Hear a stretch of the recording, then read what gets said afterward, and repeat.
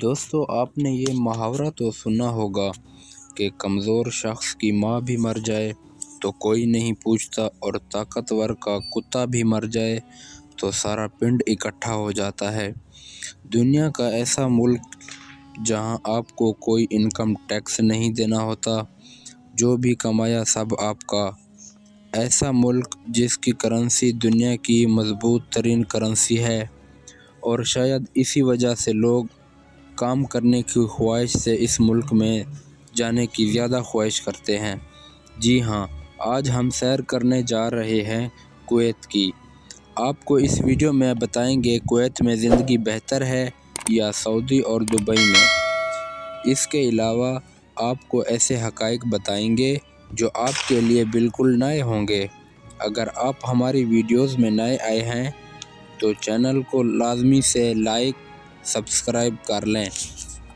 چلیں اب چلتے ہیں کویت کے شاندار سفر پر۔ یہ عرب ممالک کا سب سے چھوٹا ملک ہے، لیکن کرنسی کے حساب سے یہ دنیا کے پہلے نمبر پر آتا ہے۔ اس کنٹری کا آفیشیل نام اسٹیٹ آف کویت ہے۔ اسے عربی میں دولت الکویت بھی کہا جاتا ہے۔ اس کی سرحدیں عراق اور سعودی عرب سے ملتی ہیں۔ اس کا دارالحکومت بھی کویت سٹی ہے۔ کویت کی کل آبادی 50,26,000 کے قریب ہے، جو آبادی کے لحاظ سے دنیا کے 128ویں نمبر پر آتا ہے۔ اس ملک میں زیادہ تر لوگ شہروں میں رہتے ہیں۔ اس کی 91.6% آبادی شہروں میں، جبکہ 8.4% لوگ گاؤں میں رہتے ہیں۔ اس کا کل رقبہ 17,818 اسکوائر کلومیٹر ہے۔ کویت دنیا کے ترقی یافتہ ممالک میں سے ایک ہے۔ کرنسی زیادہ ہونے کی وجہ سے پاکستان، انڈیا اور بنگلہ دیش کے لوگوں کی اس ملک میں کام کرنے کی خواہش ہوتی ہے۔ کیا آپ جانتے ہیں 19 سال سے کویت نے 5 ملکوں کو ویزا دینے پر پابندی لگا رکھی تھی، جن میں پاکستان، ایران، شام، یمن اور افغانستان شامل ہیں۔ کویت نے یہ سب کچھ امریکہ کے کہنے پر کیا تھا، اور وجہ یہ بتائی تھی کہ سیکیورٹی خدشات کی وجہ سے بند کی ہیں۔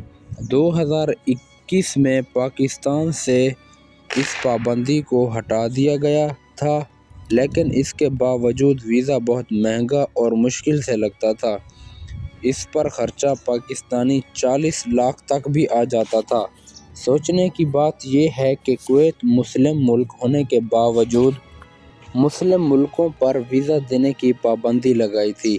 اس کی سب سے بڑی وجہ امریکہ کا کویت پر اثر و رسوخ تھا، اور دوسرا انڈیا کے ساتھ کویت کے تعلقات بہت اچھے تھے۔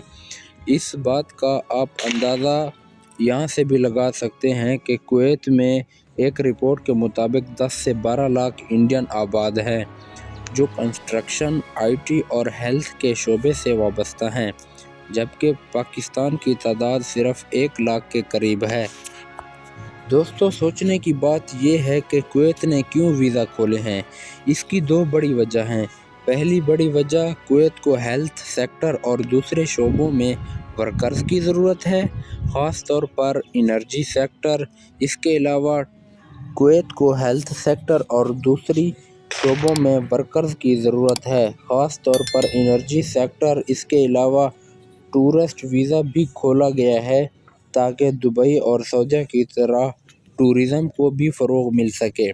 کویت نے پاکستان کے لیے ورک ویزا، فیملی ویزا اور ٹورسٹ ویزا جاری کرنے کی خواہش ظاہر کی ہے۔ کویت سب سے پہلے 1200 نرسز کو ملازمت دینے کا ارادہ رکھتا ہے۔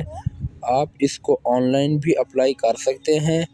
انڈیا کے ساتھ 4 دن جنگ کرنے کے بعد پاکستان کو بہت سی ثمرات ملی ہیں، جو شاید پچھلے 20 سالوں میں بھی نہیں ملی ہوں۔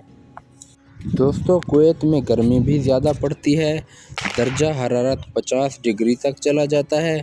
کویت کی جی ڈی پی 2025 کے مطابق $160 بلین ہے، جو دنیا میں 54 نمبر پر آتا ہے۔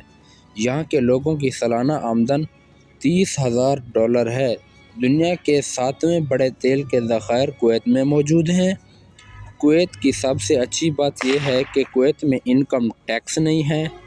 دوستو، کویت میں 15,70,000 اصل کویتی رہتے ہیں۔ 34,20,000 के करीब गैर मुल्की लोग यहाँ आबाद हुए हैं और पैसा कमा रहे हैं। इनकी यहाँ कम से कम सैलरी भी पाकिस्तानी 2 से 3 लाख रुपए होती है। दोस्तों, कुवैत में इस्तेमाल होने वाली करेंसी को कुवैती दिनार कहते हैं, जो कि पाकिस्तानी एक दिनार के बदले 914 रुपए बनते हैं और इंडियन 280 रुपए के करीब हैं। कुवैत ने अपनी करेंसी को डॉलर के साथ जोड़ा है।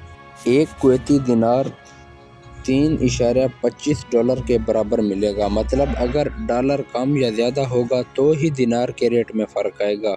और दोस्तों, आपको बताते चलें कि कुवैत कितना महंगा है। आपको 2 बेडरूम का किराया 250 दिनार से 350 दिनार में मिलेगा, जिनमें 4 से 6 लोग आराम से रह सकते हैं। 4 लोगों के खाने का खर्चा 150 दिनार तक आता है।